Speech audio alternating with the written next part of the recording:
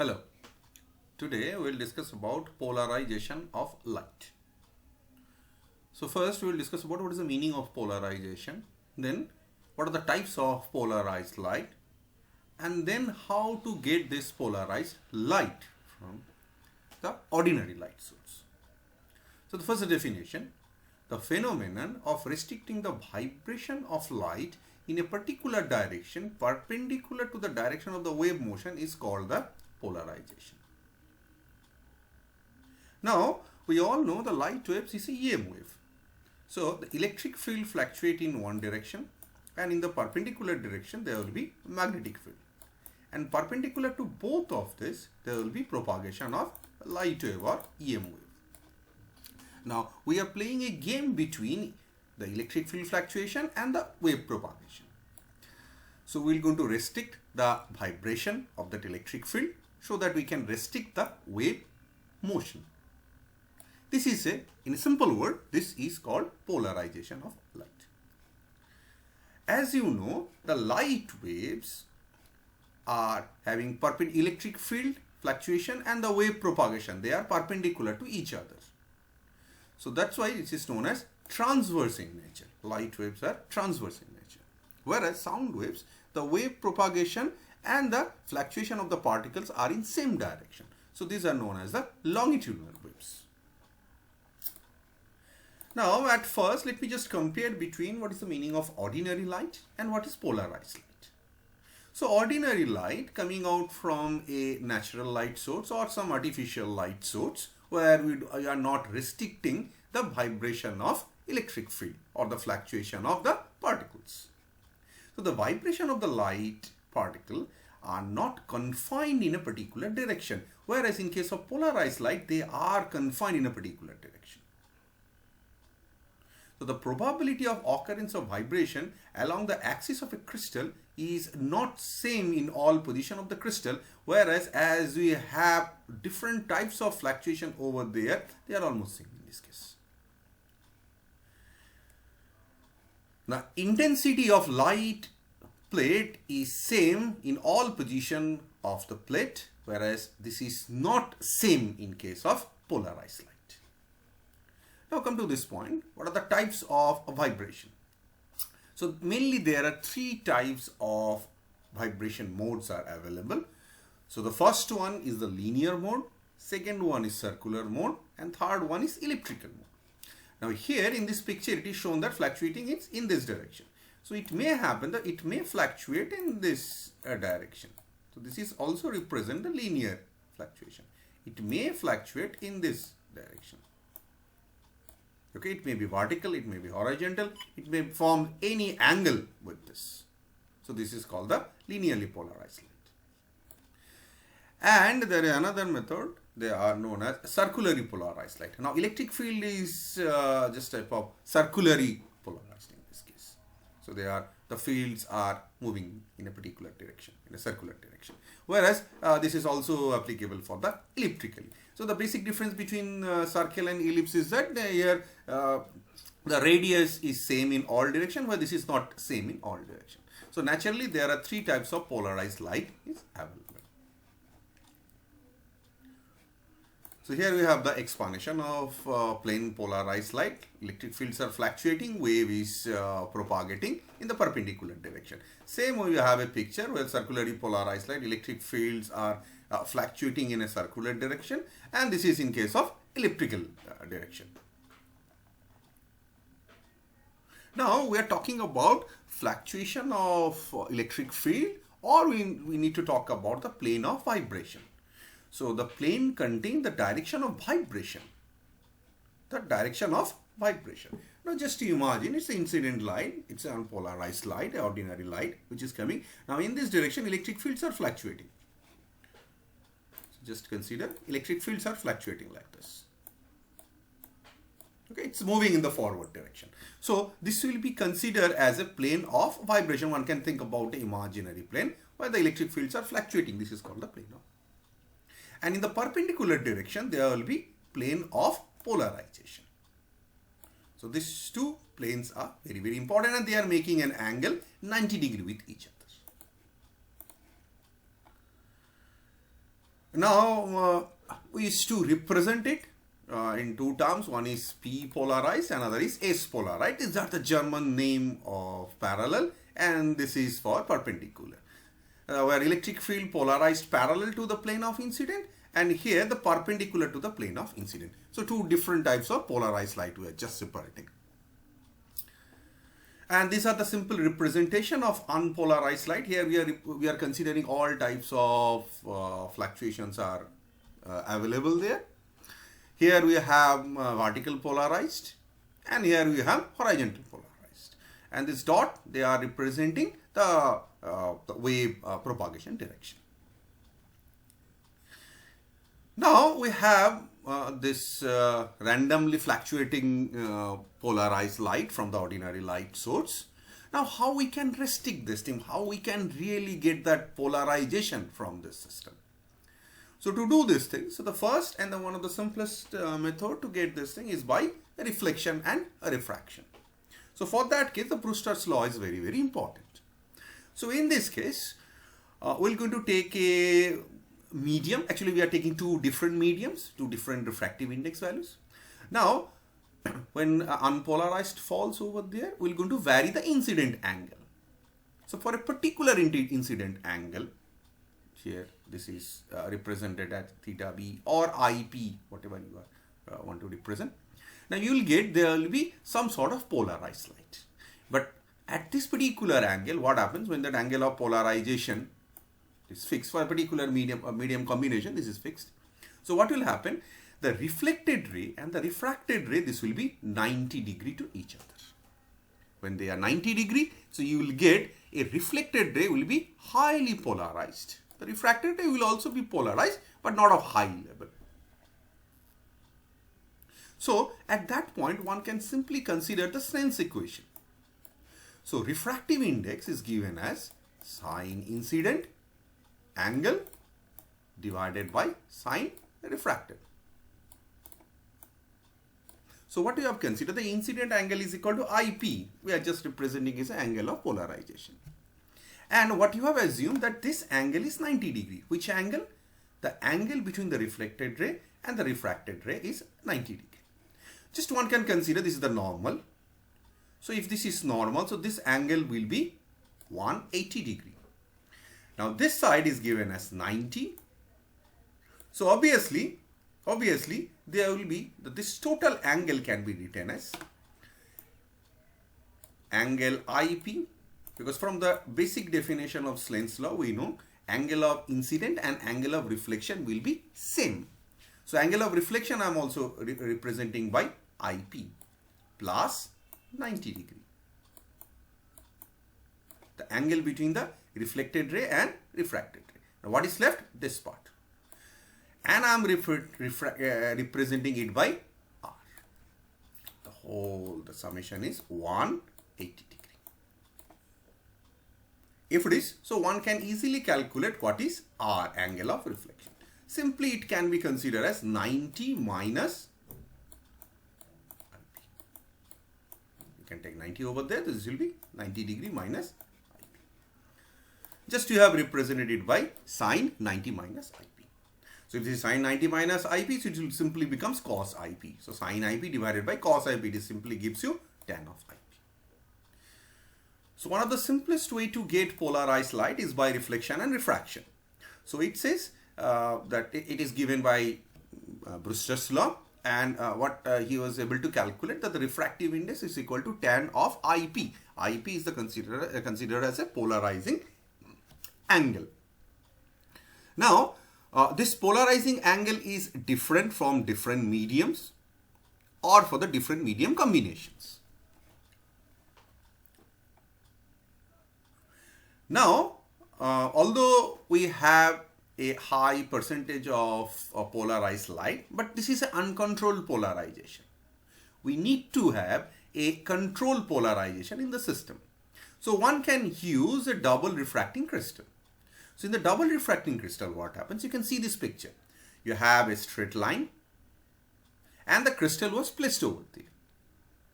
Now you can see there are two lines was observed when we are looking the top of this one from the normal direction. So the explanation is that there will be division of two rays. So two rays are coming. So this is a special type of crystal which gives us double refraction. In case of ordinary crystals, ordinary glass you can think about, when light falls on this, there will be refraction. But here there are two refractions. Actually, the ordinary ray or the unpolarized ray, now it is divided into two rays. One will be considered as O ray, which is known as the ordinary ray, and another is the E ray, which is known as extraordinary ray. So we are dividing into two rays, and obviously they are polarized, a high percentage of polarized light. Now at that point, the double refracting crystals or double refracting phenomena helps us to give a high level of polarized light. So one can think about a glass plate which is isotropic in medium. That's mean the optical properties are isotropic, the refractive index values are isotropic. In all directions, refractive index values are same. Whereas in case of double refracting crystals, examples are calcite crystals. They are having two different refractive index values. So in two different directions, optical activities or refractive index values are different. So this is the example for this one. So one can get a refractive index for ordinary light, and another one can get refractive index for extraordinary light. So this is the case of double refraction. Now the double refraction, so Eisen was explaining the concept of double refraction by using his wavefront theory. So what he assumed that for the ordinary ray, the wavefronts are spherical wavefronts. What is our normal phenomenon in case of light sources. But for the extraordinary ray, they are elliptical in nature. So one can think about a circle where one can think about the electric fields are fluctuating in same direction in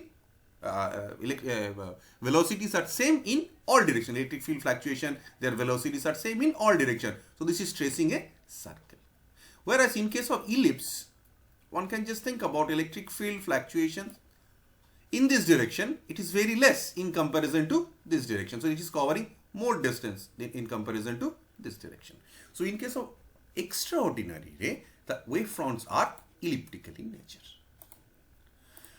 Now in this point, one can just think about a type of crystal. One is positive crystal, another is negative crystal, depending on the velocities of O ray and E ray. Just come to this picture. Here what happens? The extraordinary ray having higher velocity, okay, in comparison to the ordinary ray. So this is known as negative crystal. Whereas in case of positive crystal, the ordinary ray having higher velocity, okay, or higher refractive index values.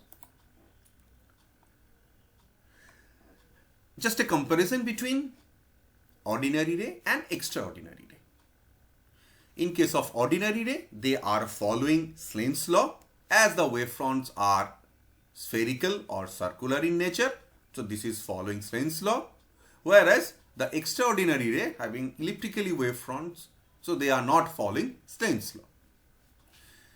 Now here the direction, the speed in all direction, they are same for the ordinary ray. Where they are different.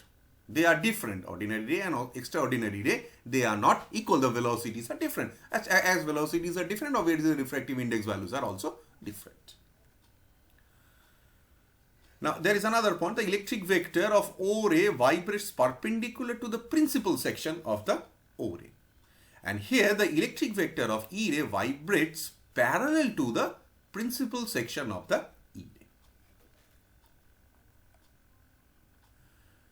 Now double refracting crystal, we have just talked about double refracting crystals. Now just we have to mention about the concept of optical axis, and we have just mentioned the idea about the principal axis, the principal plane. The optical axis, the axis of a crystal in the direction which a ray transmit without suffering any bright fringes, without suffering any double refraction. So there will be undeviated ray passing through the crystal medium. So you can take any type of medium, isotropic medium or anisotropic medium, but there will be no changes, no refraction basically in through this optical axis. Depending on this, there are two types of crystals available depending on the optical axis. One is uniaxial and another is biaxial. So in case of uniaxial, so one can just think about double refracting crystal which has one optical axis along which the two refracted rays travel with the same velocity.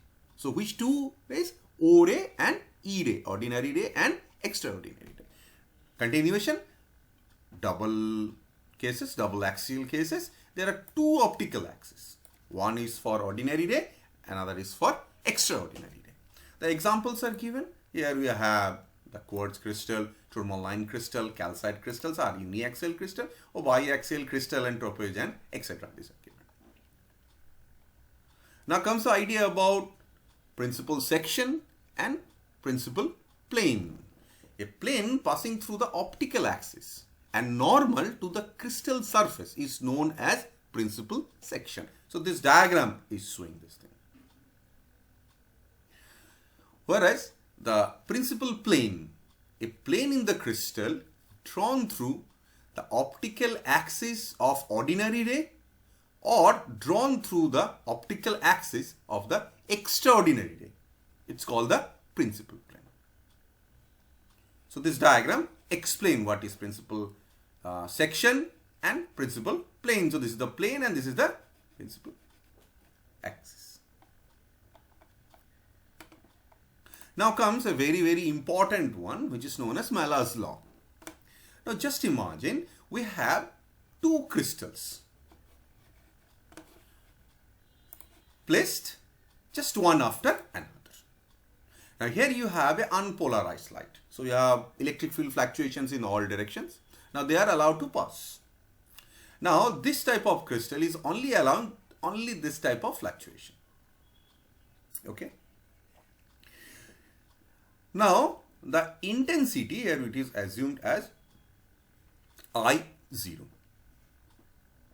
Okay.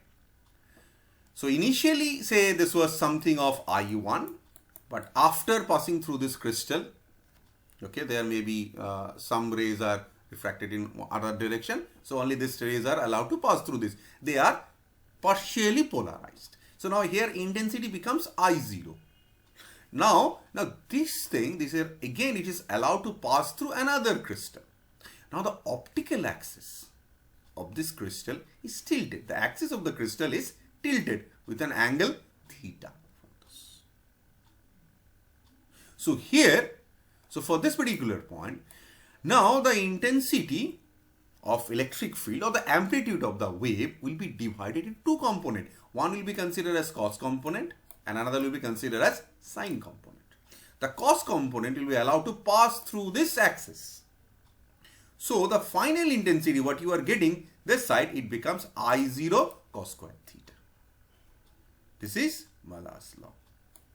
So now this depends, this theta is the angle between the two crystals.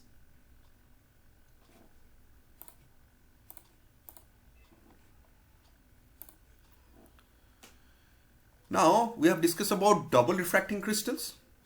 Now by double refracting crystal one can get a high level of polarized light, some sort of controlled polarized light, but we need more control. So to have a more control we need to modify the structure of this crystal. The same material but the structure will be a little bit modified and one can get a better result from this thing. And this is by nickel prism. Nickel prism nothing but a double refracting crystal. So one can take a calcite crystal. Okay. Now it is an optical device made from a calcite crystal for producing and analyzing plane polarized light. It is made in such a way that it eliminates one of the rays by total internal reflection. That is the ordinary ray is eliminated and only the extraordinary ray is transmitted through the prism. So here when it falls on the crystal it will be divided into two rays, O ray and E ray. So O ray will be reflected back by total internal reflection and the extraordinary ray will be allowed to pass through this. So this is the picture which explains the thing. Now see, it is not in the exact form of parallel point, rather it was adjusted a little bit to give the critical angle suitable for the total internal reflection. So it makes an 68 degree and this is 90 degree. When unpolarized light falls over there, so this is divided into O ray and E ray. But now see, E ray can easily pass through this. So this type of polarized light, it can easily pass through this in this direction. Whereas the ordinary ray, it's reflected back. Again, this is the thing that here, what happens? There will total internal reflection will occur. Now this total internal reflection will be done by the Canada balsam test. So we need to use two crystals in the form of prism and they are tested by a Canada balsam test.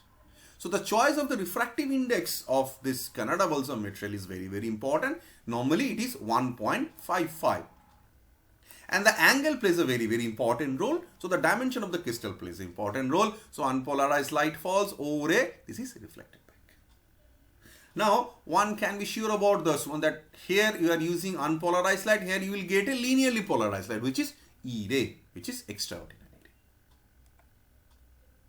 Now by using this thing, one can use that you are able to use this nickel prism as a polarizer. So you will have a controlled polarized light from this. Now you will have a polarized light from this one. So you can use this as a polarizer. Now the case is, now we can use this one as a analyzer. So we are going to check whether you are getting a linearly polarized or not. So what we are going to do, we are going to use this nickel prism just in front of this polarizer. So one polarizer you have, same type of crystal, you have taken another nickel prism which will act as analyzer. So unpolarized light falls, O ray is totally internally reflected and E ray is allowed to pass through this. Now it is coming through this one. To have more surety, what one can do, one can rotate the crystal along that axis. So fix your axis and rotate the crystal. So one can rotate the crystal in a particular direction.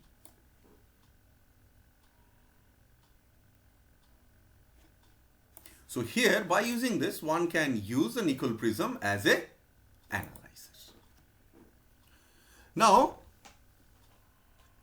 till this nickel prism, we are talking about linearly polarized light. Now there are other types of polarized lights are also available, circularly polarized light and elliptically polarized light. So how to get this thing, elliptically polarized light or circularly polarized light?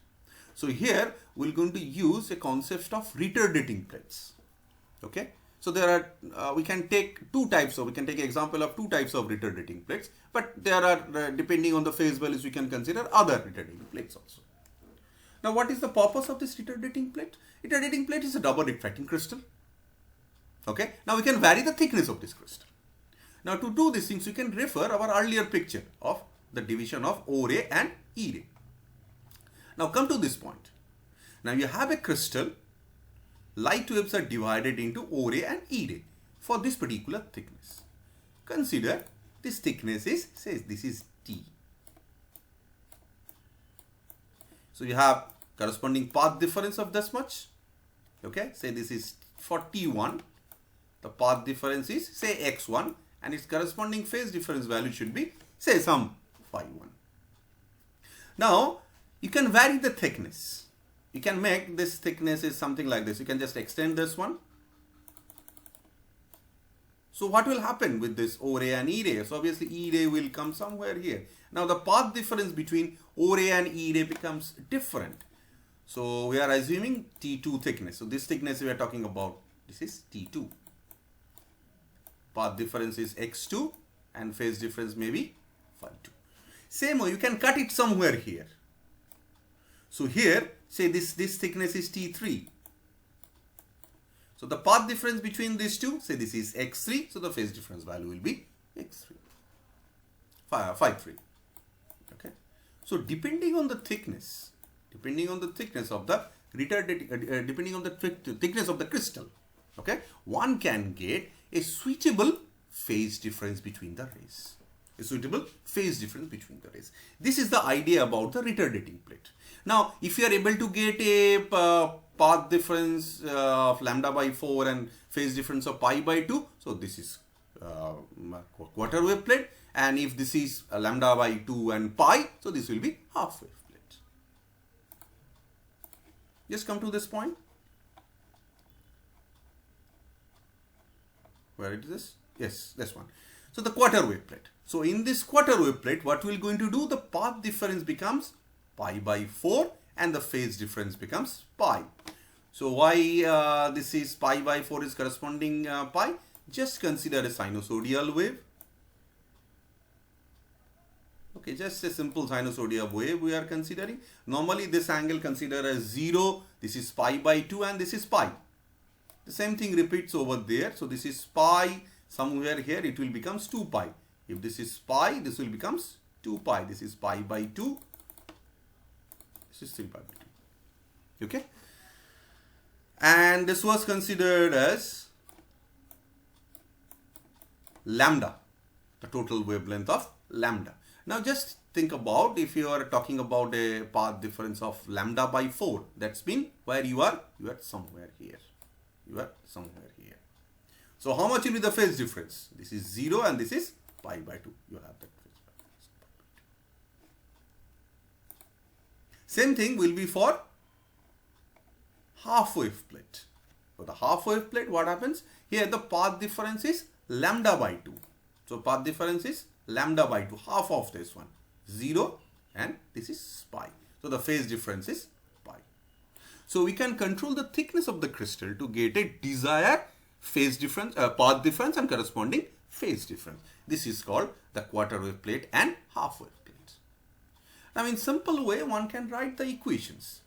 For the optical path, we are considering the refractive index value. Mu O represents the refractive index for ordinary day and mu V refractive index of extraordinary day. And T is the thickness. Okay, this is the optical path we are talking about. This is lambda by 4. So one can calculate what should be the thickness of the crystal. Same way, this is also applicable for the half wave plate. Okay. So now we can choose negative crystal and positive negative crystal or positive crystal. But you can get a path difference corresponding to quarter wave plate and half wave plate for this. Now what is the use of this one? How to use a quarter wave plate? The use of quarter wave plate, if a linearly polarized light, okay, so this is quarter wave plate and half wave plate. Now the use of quarter wave plate. So the quarter wave plate, so what we're going to do, the linearly polarized light is incident on a quarter wave plate at 45-degree angle to the optical axis. So one can just think about, this is your crystal, okay, a quarter wave crystal of thickness of that type, a path difference what will coming out is lambda by 4. Okay, so when unpolarized light falls over there, unpolarized light is really falling over this thing. Now it should be at an angle 45-degree with the optical axis. So if your optical axis is something like this, so this should have an angle of 45-degree. So then what will happen? If this is 45-degree angle, so one can get a circularly polarized light. And if the circularly polarized light is incident on a quarter wave plate at 45-degree angle to the optical axis, it will produce a linearly polarized light. So it's a reversible process. So from linearly polarized light, one can get circularly polarized light, and again the way circularly polarized light will form a linearly polarized light if the optical axis and the incident angle is 45-degree. Now, if the linearly polarized light is incident on a quarter wave plate other than 45-degree, so it varies from 0 to 90 degree. One can think about incident angle varies from 0 to 90 degree. If except 45-degree, so one can get a elliptically polarized light. But in case of half wave plate, the application is the half wave plate, the retardating plane is rotating linearly polarized light. So this will be divided into this axis, this will be divided into 2 parts. One, the half-wave plate at 45 degree to the polarization plane result in polarization rotating 90 degree to its original plane. So you will getting 2 types of polarized light from this half-wave plate. Now the basic theory to have a polarized light. Now in this case, what we're going to do, we're going to assume that we have a crystal, anisotropic crystal. Light falls over this divides into O ray and E ray. So in one direction the wave O ray is moving, and in the perpendicular another direction there will be O ray is moving. So angle between them, if this is theta. So one can write the equations for this. Okay. So equations are written as x a sine omega t plus delta, where the amplitude is given by A. So this is the amplitude what we are talking about. And this A, small a, this is equal to A cos component. Okay. And PO, here this is the A sine component. So one can think about a vertical direction movement and another is horizontal directional movement. So these two movements are denoted as X component and Y component. So we are just assuming the 2 waves coming out from this, or one can just refer this picture. So when this rays are moving in this direction, the wave equation is X equal to A sine omega t. And those waves are moving in this direction, they are having an equation of Y is equal to B sine of omega t. Now A and B are simply depends on this angle theta, A cos theta and A sine theta. So for a particular angle, cos theta and sine theta will be equal, so A will be equal to B. But for other angles, the A and B values are different. Now to have a generalized solution, one can assume a phase difference between 2 vibration. So we are assuming the fluctuation along this direction, X direction, is given as X equal to A sine omega t plus delta, and along this direction, so this is B sine omega t. So when you have phase difference between these two, so one can just rewrite this equation. Y can be written as y by b sine of omega t. Squaring both sides, this will give you y square b square. This is equal to sine square omega t. So sine square omega t can simply written as 1 minus cos square omega t. Okay. So now refer equation 3. So equation 3 can be simply written as x by a. So this becomes sine c plus d, sine c, so means sine omega t cos delta plus cos omega t sine delta. Now you have the values of sine omega t. Sine omega t can simply be given as y by b, and you know what is cos omega t. Just replace this one in this equation. So x by a equal to y by b. Sine omega t is equal to y by b. So just replace y by b into cos of delta plus under root 1 minus y square b square into square. Cos omega t is given by this expression. So just rewrite the equation and squaring both sides. So simply if you are squaring both sides and after rearrangement, one can get a expression something like this. It's simple algebra. This is a minus b whole square. So you can simplify this one and one can get a expression simply something like this. X square by a square, y square by b square minus 2xy divided by ab cos of delta and sine square delta. So what is the delta value? Delta is the phase difference between the 2 vibration. Which 2 vibration? This vibration and this vibration. Now if the phase values are different, if delta values are different, now we'll see what will be the mathematical expression of this. But if you're talking about a generalized equation, so it looks like an ellipse. So the light emerging from a double refracting crystal is generally gives us elliptically polarized light. Now depending on the condition, special cases. So we can take special cases, delta value is equal to 0. There is no path difference. So if this is path difference is 0, so sine delta is equal to 0 and cos delta is equal to 1. So our equation becomes this. So it simply becomes a minus b whole square. So if you are writing a minus b and then whole square this one. So if you are rearranging this one, this can be written as x is proportional, y is proportional to x. And this proportionality is b by a. So one can just simply think about this equation is in form of y is equal to m of x. So if you are talking about y equal to m of x, it's simply a equation. Okay. And the graphical representation is something like this.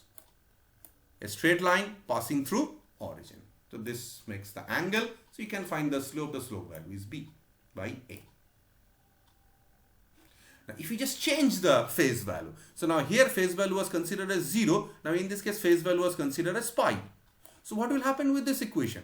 The same equation will be just modified. So this is minus, this will be plus. So this gives you y is equal to minus of b by a into x. So just simply one can write this one. So this becomes y minus of mx. So the equations can be written as, or the graphical representation can be written in the,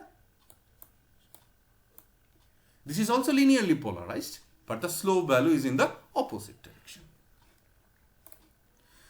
So if you have two fluctuations, so these two fluctuations, if they are interacting, finally you will get polarized light, either in this direction or in this direction. So depending on the phase value, so I have considered two extreme cases, depending on the phase value, linearly polarization angle will be different.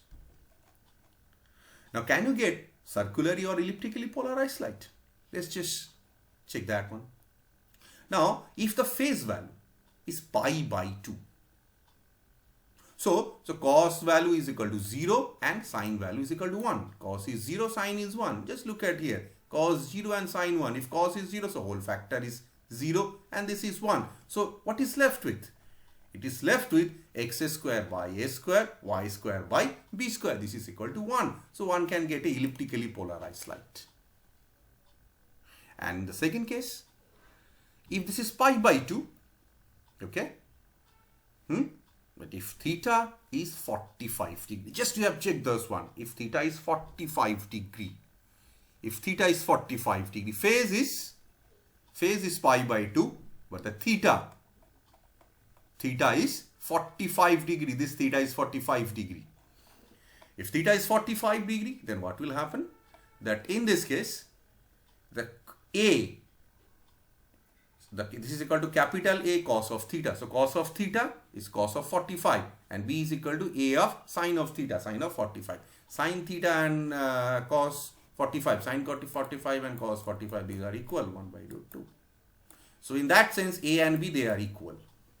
So one can get a expression something like this, x square by a square, y square by a square. This is equal to 1. So now A and B, they are equal. So your expression is something like this.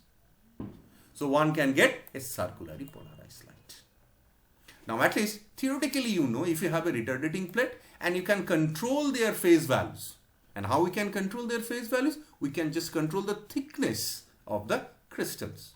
If you are able to vary the thickness of the crystal, you will be able to control the path difference and corresponding phase difference. If you are able to do these things, you will get different types of polarized light. Which type of polarized light one can get? One can get linearly polarized light, plane polarized light, elliptically polarized light, and circularly polarized light.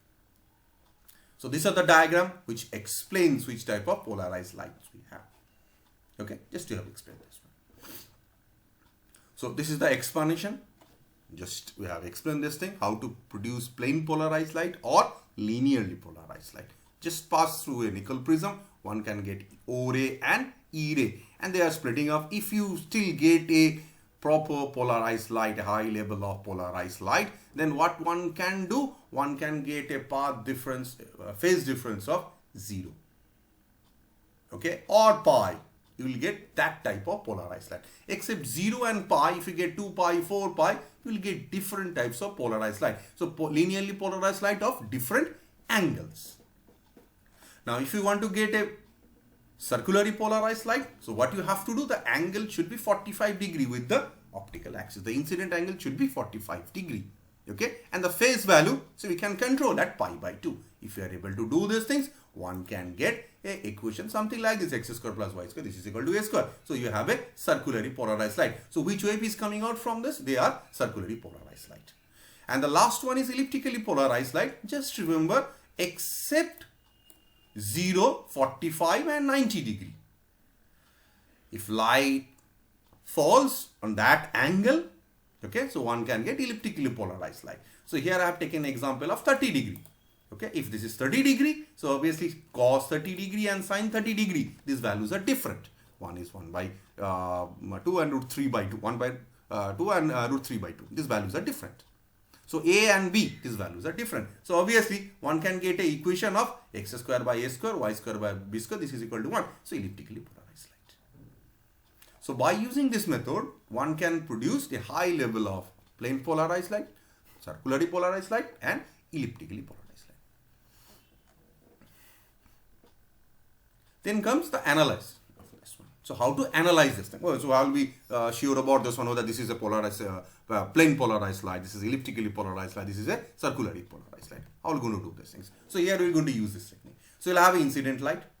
Where this will fall? This will fall on a rotating nickel prism. Now here nickel prism is acting like a analyzer. It is acting like a analyzer. Just we have discussed about this one. So in case 1, you are rotating this one, then the intensity changes and vanishes. So here maxima to minima, maxima to minima, it varies, some sort of sinusoidal variation you will get. So in this case we will have a polarized light. So be sure about this one, this is a polarized light. In second case, intensity does not changes. You are rotating your crystals, you are rotating your nickel prism, the lights are reflected by Canada balsam, okay, but still the intensities are not changing. So you have a setup like this. You have a light source, unpolarized light source, you have nickel prism, you are rotating your nickel prism, and you have your sensor. You are trying to detect the intensity. So here intensity is not changing. So there are two possibilities: either this will be circularly polarized light or a randomly polarized light. Because in case of randomly polarized light, all types of polarization is present over there, and in case of circularly polarized light, it is uniformly distributed. So intensity may be same. Now, how to difference between circularly polarized light and elliptically polarized light? So what you have to do, you have to use a quarter wave plate. You have to pass through. So again, so here you need to use a quarter wave plate over there. So in front of this nickel prism, now we are going to place a quarter wave plate. And then you need to place a nickel prism over there. So another nickel prism. And which type of nickel prism? Then rotating nickel prism. Now the second nickel prism is also acting as an analyzer. Now if the intensity changes and vanishes, then this is circularly polarized light. After the second operation, if intensity changes and vanishes, so this is circularly polarized light. And if intensity does not change, so this will be unpolarized light. And the third case, intensity changes but not extinguished completely. So your minimum value is not 0 over there. It's not 0. So in both the cases, here in a plane polarized light, the minimum one is 0. Here this minimum was is not 0. You have your maximum, but it's not minimum. Minimum is not 0. So here there again we have a chances of elliptically polarized light and unpolarized light. You have some cases of where we have a mixture of elliptically polarized light and some linearly polarized light. You can get these things. Again, the same thing we need to do. What do we have to do? We have to take a quarter wave plate again, and we need to use a nickel prism, another rotating nickel prism as an analyzer. Now, what you have to check? The intensity. Intensity changes and vanishes. So then this is a elliptically polarized light. Okay. So the same type of treatment is for the circularly polarized light and elliptically polarized light. And in another case, the intensity does not change, vanishes completely. So the result is a mixture of plane polarized light and unpolarized light. So what we have discussed here, we have discussed about how to produce polarized light. Which type of polarized light? Plane polarized light, elliptically polarized light and circularly polarized light. And how we are going to analyze them, how we are going to detect them. Okay, so these are the techniques what we have to do. So in both cases, we need to use a nickel prism and a quarter wave plate. The concept of quarter wave plate and nickel prism is very, very important for the polarization cases. So these are the pictures for explaining the thing. So light wave passes through the nickel prism. You can be sure about polarized light, and this will be passing through quarter wave plate.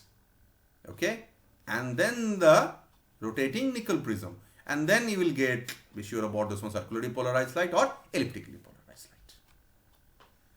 Now extending the same concept, we're going to name them something which is called the optical activity. Optical activity, the ability of the substance to rotate the plane of polarization about the direction of plane is called the optical activity. So just you think about, you have your crystal. Okay, so instead of crystal, if you take a solution, so mixture of something, okay, then also one can get this thing. But as you are concentrating over crystal, as you are explaining with crystal, so you'll continue with the crystal. So what you have, the plane and the rotating plane of polarization and the direction of the plane. Okay, the ability of a substance to rotate the plane of polarization. You are just shifting your plane of polarization about the direction of the plane, the direction of the light, the direction of the propagation of the light. It's called the optical activities. And the substance what we are using to rotate the plane polarized light, it's called the optically active substance. Optical active substance. Okay. There are two types of optically active substance are available. Dextrorotatory. So in this case, the substance which rotates the plane of vibration clockwise with respect to the observer looking towards the source from the analyzer, it's called the dextrorotatory. So one can just think about, you have your crystal, it is rotating, okay, this is your source and your eyes are here. That's when your detector is here. Now you are just watching this one, okay. This is called the dextrorotatory. Which type of crystals are there? The quartz crystals, the examples of this. And leviorotatory. So the substance which rotates the plane of vibration anti-clockwise. The plane of vibration anti-clockwise with respect to observer. So this is called the leviorotatory. It's called the left-handed rotation, and dextrorotatory, sometimes it's called the right-handed rotation.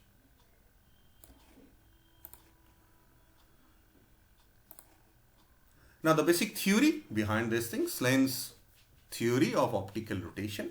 So this is for the three cases, obviously for the plane polarized and for the circular and other cases.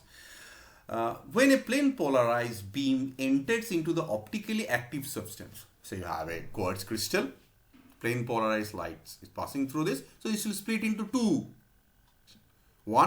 circularly polarized beam, it will get this one. Okay, so one will be clockwise, another will be anti-clockwise. These two circularly polarized beam travels with the same velocity in an optically inactive substance, but they travel with a different velocity in case of optically active substance. So you have a quartz crystal. So when unpolarized light falls over there, so you will get two types of orientation. One is moving along clockwise, another moving along anti-clockwise. For ordinary crystal, okay, for the ordinary crystal cases, inactive substances cases, their velocities are same. So obviously there is not a division of O ray and E ray, but in this case they are dividing into O ray and E ray. So their velocity values are different. So there are different velocities in case of optically active substance. On emerging out from an optically active substance, both circularly polarized beam recombine to form a plane polarized beam, but it plane of vibration rotating in a certain angle direction to the incident plane of vibration. Now the case is, so here you have a crystal, which type of crystal? Optically active crystal. So unpolarized light falls or randomly polarized, all fluctuations are there, it falls over there. Now they are divided into clockwise, anti-clockwise, circularly polarized light. But when they are coming out from this, there may be same velocities, may be different velocities, but when they are coming out from this, they will merge with each other. Okay, and then finally you will get a plane polarized vibration. Okay, but the difference from the polarized light with respect to unpolarized light is that here is a plane of vibration is rotated by a certain angle direction of the incident plane of vibration. So now the angle they are changing with this thing. The amount of angle of rotation depends on the phase difference between the two circularly polarized beam in an optically active substance. So the phase value plays a very, very important role. But optically inactive substance like calcite crystal, the angles of both rotations are same. So the neat rotation is 0. So you'll have a quartz crystal and you can take a calcite crystal. In both cases, so just to take example, one is quartz. So by red I am representing a quartz crystal and by blue I am representing a calcite crystal. So your dimensions are same. Just imagine the dimensions are same. So when unpolarized light falls over there, in both cases there will be clockwise and anti-clockwise division. So here the velocities are different and here velocities are same in this case. Okay, but for optically active there will be plane polarized light. Okay, so there will be a changes in the angle between the plane of vibration of this thing. The plane of vibration rotating at a certain angle. But in this case the net rotation is 0 as the velocities are same. So this is all about polarization. Just a simple recapitulation from this part. So we'll start with the concept of polarization, discuss about the difference between ordinary and polarized light, types of polarization, possible polarization, plane polarized, linearly polarized, circularly and elliptically polarized light. Then we have defined the plane of polarization and plane of vibration. Okay. Then Brewster's law, the important Brewster's law and the important relation.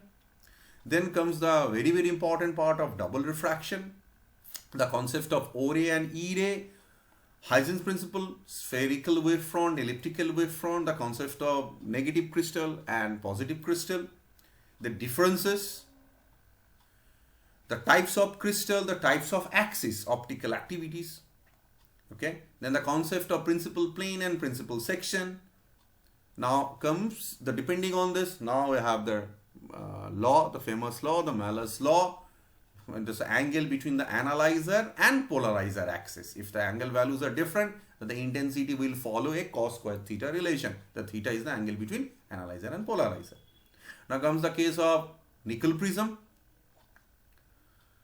Nickel prism, how it is dividing O ray and E ray.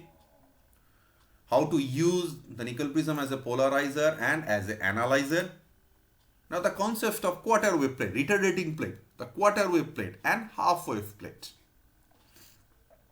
And the important relation of the thickness. Then what are the applications of quarter wave plate? How we can use to produce circularly polarized light, linearly polarized light and elliptically polarized light. Half wave plate, the concept of this one, how to use a half wave plate. And then what is the basic theory to produce polarized light? So you have a simple relation. So this is divided into two different axes. One is in the vertical direction, horizontal direction, and then is the vertical direction. So we have two equations. If the angle theta is 45 degree, okay, angle theta, depending on the angle theta, we have the different shapes of polarized light. Now we have a generalized equation. So generalized equation shows it's elliptically polarized light. So after double refraction, one can get elliptically, general form of elliptically polarized light, but depending on the phase value, the shape will be different. Now what we have observed, so when this is 0 or pi or corresponding to this, you will have a linearly polarized light of different slopes. And if this is r of pi by 2 in both cases, okay, in case of circularly and polarized light, if this is pi by 2 and pi by 2, you will get circularly or elliptically polarized light. But in case of circularly polarized light, the incident angle should be of 45 degree. So if this is 45 degree, then A and B will be equal. So you'll get a circularly polarized light. The explanation is there. Then comes how to analyze them. So it is passing through a nickel prism and quarter wave plate. What will be the intensity variation, and from that how to detect this. And at the last, we have discussed about the optically activity. So we have discussed about when light falls on this, so there will be division into two parts, two circularly polarized. One will be clockwise, another will be anti-clockwise. So we have a division of optically active and optically inactive medium. Okay, thank you.